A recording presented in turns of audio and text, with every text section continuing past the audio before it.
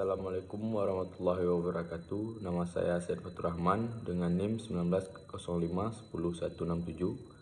Saya akan menjelaskan sedikit tentang jawaban dari UAS Hukum Jaminan 6B dengan dosen pengampu Bapak Arif Rahman SH MH. Langsung saja, nomor 1, apa yang dimaksud dengan asas pemisah vertikal dan asas pemisah horizontal di dalam UU PA?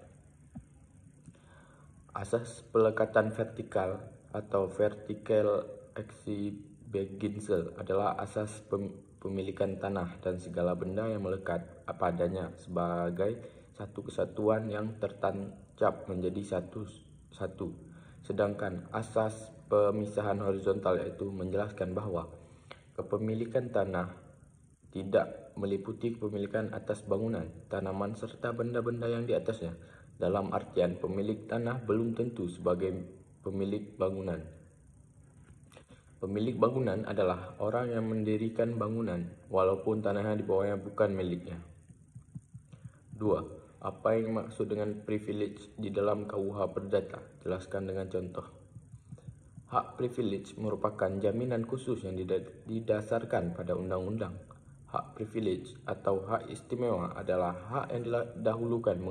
Mengenai hak privilege dapat dilihat dalam pasal 1134 Kitab Undang-Undang Hukum Perdata atau KUH Per, yaitu suatu hal yang oleh undang-undang diberikan kepada seorang berpiutang sehingga tingkatnya lebih tinggi daripada orang berpiutang lainnya semata-mata berdasarkan sifat piutang.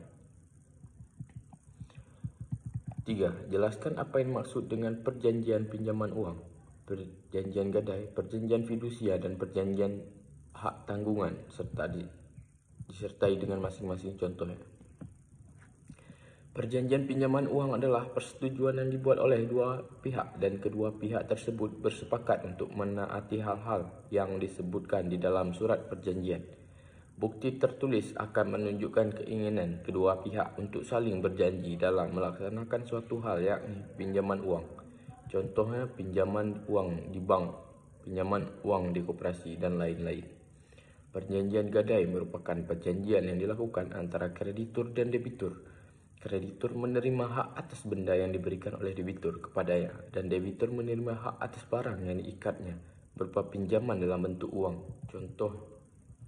Contohnya, jaminan fidusia adalah pengalihan hak kepemilikan sebuah benda, harta, bergerak dan tidak bergerak, yang registrasi hak kepemilikannya masih dalam kekuasaan pemilik benda tersebut.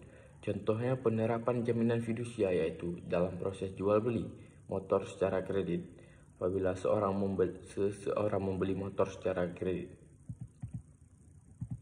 Perjanjian hak tanggungan adalah suatu perjanjian yang memiliki hak jaminan atas tanah untuk pelunasan utang tertentu yang memberikan kedudukan diutamakan kepada kreditor tertentu terhadap kreditor lain. Contohnya hak milik, hak guna, hak usaha, hak bangunan, hak pakai, dan hak atas tanah. Selanjutnya, jelaskan macam-macam bank garansi serta perbedaan dengan jaminan perorangan.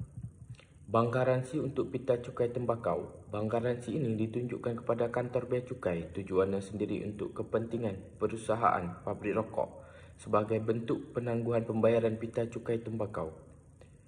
Bank garansi untuk tender dalam negeri. Bank garansi ini diberikan kepada bauher atau yang memberi pekerjaan untuk kepentingan kontraktor yang akan mengikuti tender luar negeri tersebut. Bank garansi untuk tender luar negeri. Bank garansi ini ditunjukkan kepada kontraktor yang akan mengikuti tender pemborong di mana bauher sendiri adalah pihak yang berasal dari luar negeri. Bank garansi untuk penangguhan bea cukai.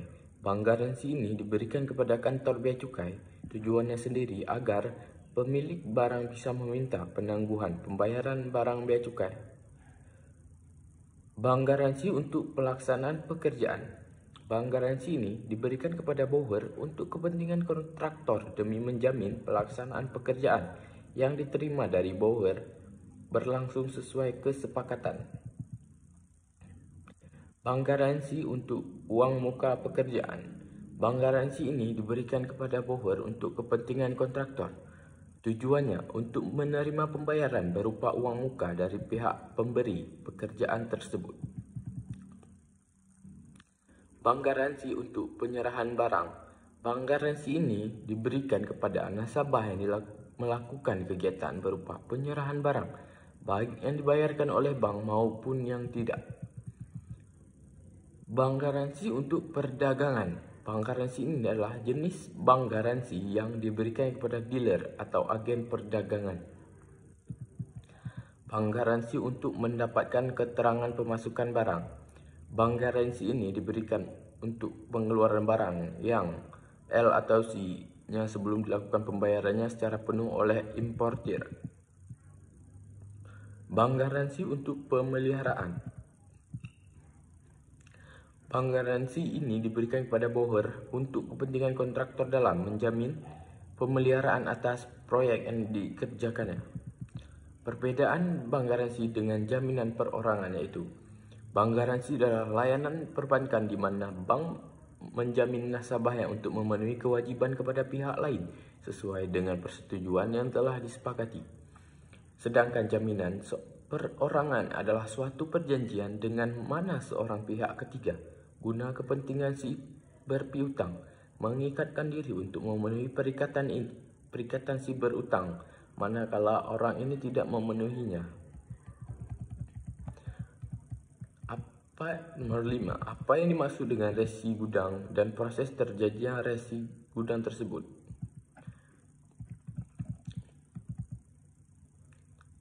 Proses terjadinya resi gudang dimulai dari petani atau kelompok tani koperasi atau UKM atau pelaku usaha yang mendatangi gudang yang ditunjuk dengan pembawa komoditi yang akan diresi gudangkan.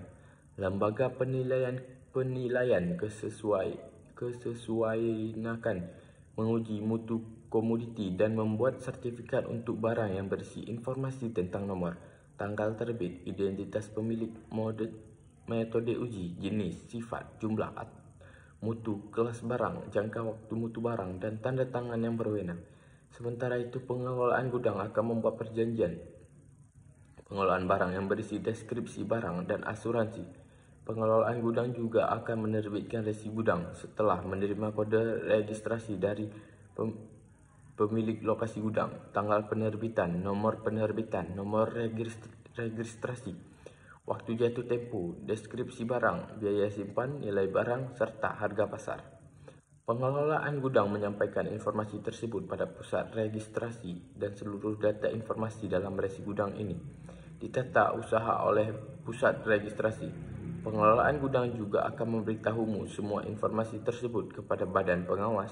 Jika semua proses ini telah dilakukan, resi gudang yang diterbitkan oleh pengelola gudang bisa diterima petani atau pelaku usaha untuk segera diuangkan pada lembaga pembiayaan bank atau non-bank yang ditutup. Sekian dari hasil ujian UAS hukum jaminan saya. Wabillahi taufiq wal hidayah. Wassalamualaikum warahmatullahi wabarakatuh.